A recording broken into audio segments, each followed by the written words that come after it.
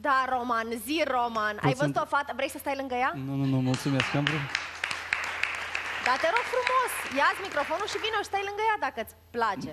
Nu e vorba în asta. Am vrut doar să o întreb o întrebare. Dacă este adevărat că japonezii, da, mănâncă separat bărbatul de femeie, așa am auzit, nu?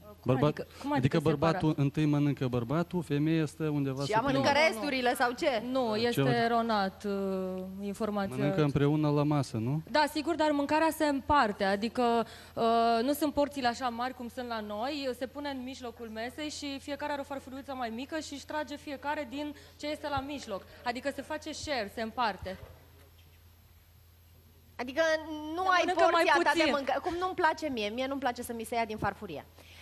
Dar, așa e la restaurantul japonez, se pun mai multe boluri și fiecare și-a de acolo câte o linguriță, adică mănânci mai multe feluri deodată.